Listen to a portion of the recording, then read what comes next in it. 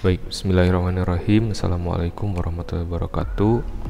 Selamat berjumpa kembali dalam kuliah praktikum online untuk praktikum pencelupan 2 ya.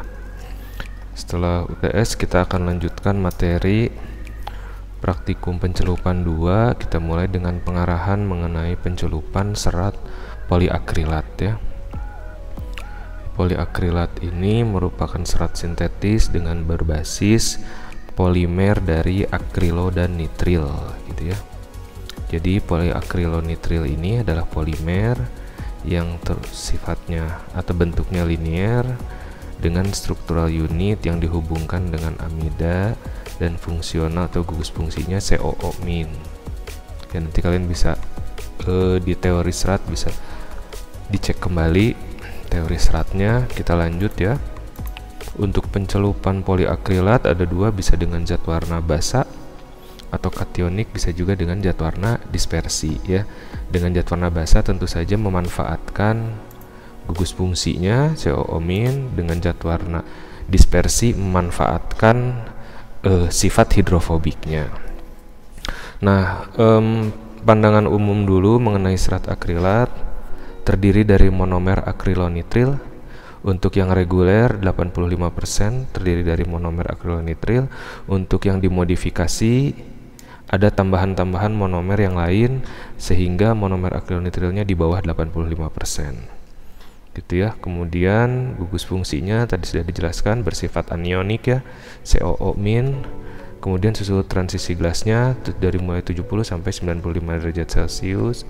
Kemudian ada acidic sites-nya kurang lebih 30 sampai 35 mili ekivalen per kilogram. Jadi kurang lebih miligram ekivalen itu gram ya. Jadi 30 sampai 35 gram ekivalen per kilogram bahan. Jadi setiap satu kilogram bahan ada 35 gram acidic sites. Ya, kemudian very delicate dan semi plastic state pada kondisi mendidih, kemudian bisa dicelup dengan metode exhaust dan dengan gel dyeing, tapi tidak akan kita bahas di gel dyeing ini, untuk teori aja. Kita bahas untuk praktikumnya di metode exhaust. Nah, zat warna basa yang terkenal adalah magenta dan malachite green. Gitu, ini yang pertama atau awal dibuat ya. Nah, nanti zat warna basa sifatnya adalah basa organik, jadi nanti dibikin menjadi garam, baru dibentuk atau dibikin salt formation dalam reaksi seperti ini. Jadi nanti kita mempunyai zat warna basa yang sudah dalam bentuk garam sehingga larut ya. Kalau basanya sendiri tidak larut dalam air ya. Kemudian secara komersil direaksikan menjadi garam baru dijual. Jadi yang dijual ke kita biasanya yang sudah dalam bentuk garam. Meski ada beberapa untuk zat warna basa yang tidak dalam bentuk garamnya sehingga diperlukan ionisasi atau penggaraman. Nah, kemudian karakteristik yang bagusnya, yang unggulnya adalah brilliance atau cerah ya, warnanya tajam, cerah. Kemudian intensitas warnanya juga bagus, tinggi gitu ya. Kemudian clarity-nya atau kejelasannya dari suatu arah warnanya atau rentang warnanya yang sangat-sangat unggul, jadi nggak bisa dikejar sama tipe zat warna yang lain ya.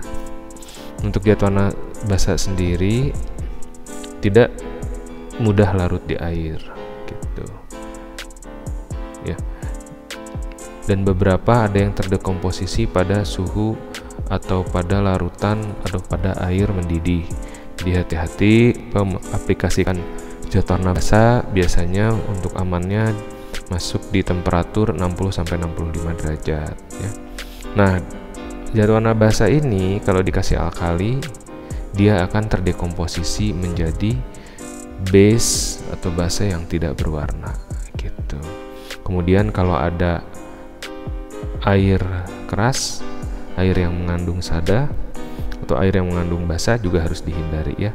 Kalau ada sada kan biasanya positif ya, 2+, misalnya sada Ca2+, Mg2+, itu juga harus dihindari ya. Kemudian nanti dalam beberapa kondisi ya, kalau kita campur zat warna asam dengan zat warna basa, maka justru akan menimbulkan presipitat, ya, penumpukan, pengumpulan, sehingga nanti membentuk endapan. Maka zat warna basa ini jangan sampai dicampur dengan zat warna direk atau zat warna asam, ya. Jadi karena direk dan asam sifatnya anionik, jangan dicampur atau jangan digunakan bersama-sama, ya. Bisa juga ditambahkan antipresipitan pada konsentrasi yang rendah, tapi kalau untuk konsentrasi atau digunakan pada konsentrasi yang rendah, ya. Tapi tetap saja supaya lebih aman, lebih baik tidak dicampur. Artinya kalau mencelup dua dengan zat warna asam dan zat warna basa, lebih baik kita menggunakan dua tahap pewarnaan, ya. Oke, kemudian ada zat warna basa yang dimodifikasi khusus untuk penggunaan akrilik. Ini contohnya CI Basic Blue, CI Basic Red. Nanti penjelasannya mungkin bisa dilihat di teori. Nah, ini CI Basic Red, CI Basic Violet, gitu ya. Kemudian ada non chromophoric heterocyclic ring dengan nitrogen quaterner. Nah, untuk gel dyeing juga tidak akan kita bahas. Yang kita bahas ini retarder, ya. Nah, jadi retarder ini gunanya adalah untuk menahan laju difusi yang terlalu cepat, sehingga zat warna tidak langsung berikatan kepada atau ke serat, ya, mencegah prematur fiksasi. Nah, ini biasanya ada yang berbasis kationik. Sebagian besar adalah sama nyawa amina quaterner. Ini contoh merek produknya. Kemudian sifatnya harus tidak berwarna dan mengion di air, bisa mengikat sementara kepada serat, berikatan dulu di permukaan dan di inti serat sehingga menggantikan zat warna kation. Nanti seiring berjalannya suhu meningkat, seiring dengan berjalannya waktu, baru bertahap putus, gitu ya. Kemudian dia akan menurunkan gradien difusi yang tadi, ya, menurunkan laju difusi zat warna sehingga meningkatkan kerataan. Nah, terutama beberapa warna seperti warna-warna pastel atau pale yang tidak bisa di cover gradien difusinya oleh sistem penahanan suhu atau arrest temperature system. Jadi mau tidak mau pakai retarder. Atau kalau pengen waktu produksinya lebih cepat juga boleh pakai retarder, ya. Nah, ini salah satu retarding efeknya berbasis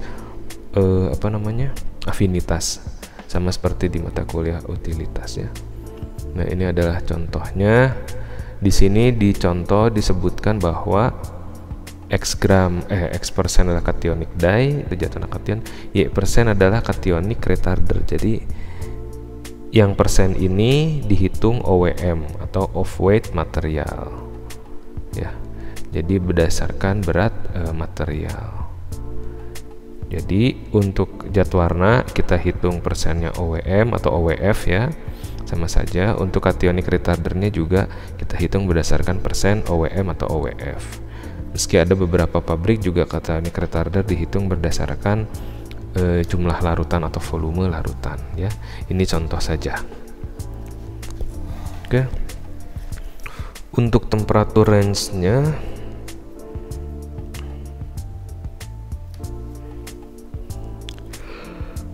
kita setting, ya, maksimal 30 derajat Celcius di atas suhu transisi gelasnya. Jadi antara suhu transisi gelas sampai maksimal misalnya di 105, gitu ya. Migrasi dan kerataan juga sangat baik di temperatur yang lebih tinggi, ya. Nah, tapi yang perlu diperhatikan adalah serat akrilik ini beberapa menghasilkan ketidakstabilan mechanical. Mechanical instability itu apa sih? Jadi dia bisa menjadi flattening. Intinya bentuk seratnya berubah menjadi lebih tipis sehingga kehilangan sifat bulky dan handle-nya. Ya, ini yang harus dihindari. Gitu, sehingga temperatur yang bisa dipakai atau yang diizinkan akan bergantung kepada jenis seratnya. Jadi kita harus benar-benar tahu serat akrilik tersebut karakternya seperti apa, gitu ya. Tergantung, dan selain itu juga karakteristik fisik seperti tension, package density, dan lain-lain, dan juga karakteristik dari mesin pencelupannya. Jadi ini harus diperhatikan karena serat akrilat ini rentan terjadi mechanical instability, ya, ketidakstabilan secara mekanis. Nah, ring pH yang normal 3,5 sampai 6, ya. Ini untuk zat warna kationik juga zat warna disper sangat stabil, ya. Di pH yang lebih rendah levelingnya akan lebih baik, terutama untuk zat warna kationik. Tapi kesetimbangan pencelupannya akan lebih rendah, gitu ya, karena di pH yang terlalu rendah nanti saya lihat bahwa zat warnanya terlalu stabil di larutan, sehingga menghasilkan kerataan pencelupan yang lebih baik, tapi kesetimbangan larutan antara larutan celup, antara zat warna di larutan celup dan zat warna di serat akan lebih rendah, jadi sulit mencapai kesetimbangannya. Nah, kemudian ada pH di sini sama auxiliaries atau zat pembantu, ya, gitu. Nah, untuk evaporasi atau penguapan asam asetat tidak menjadi masalah lagi sekarang, ya. Kalau misalnya pH-nya naik, asam asetatnya menguap, kan pH-nya naik nih, sehingga zat warnanya jadi tidak stabil, terutama zat warna basa yang tidak boleh berada di dalam kondisi basa atau dalam kondisi alkali. Nah, sehingga silahkan Anda tambahkan sodium asetat buffer system. Jadi tambahkan buffer dari garam asam untuk memaintain pH tetap di 45 sampai 55 gitu, ya. Nah, untuk deep dyeing pH bisa lebih tinggi lagi dan sehingga tidak dibutuhkan retarder, gitu ya. Nah, pemakaian asam sulfat juga sama, kadang-kadang direkomendasikan untuk hasil celupan rata dari campuran serat wol dan akrilik, tapi banyak zat warna basah atau kationik yang tidak stabil di pH ini, gitu, sehingga harus ditambahkan. Selain itu harus ditambahkan non-ionik deterjen kurang lebih 0,5 sampai 2% OWM untuk menjaga bak celupnya tetap bersih, gitu ya. Karena kalau tidak ditambahkan itu, nanti zat warnanya yang berada di dalam bak celup atau tangki celup nanti bisa menempel dan membentuk presipitat atau residu, gitu ya. Yes. Oke. Nah, kemudian bisa juga ditambahkan potasium dikromat atau kalium dikromat untuk mengurangi adanya ion-ion metal yang ada di air, gitu. Tapi hati-hati, potasium dikromat ini bisa menghasilkan pencemaran atau limbah, ya. Oke, ini contohnya mesin pencelupan untuk akrilat. Biasanya tensionnya tidak terlalu tinggi, kemudian tidak banyak tarikan, lipatan, gitu-gitu ya. Jadi relatif sangat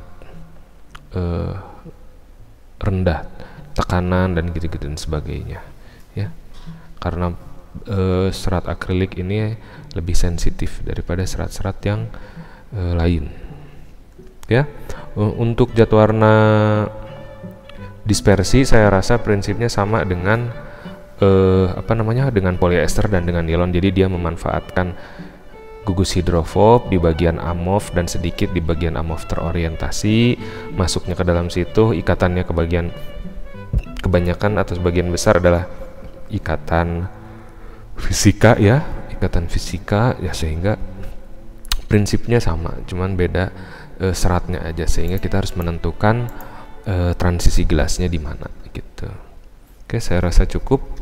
Jika ada pertanyaan silahkan boleh di komen ataupun di WhatsApp grup, ya. Terima kasih.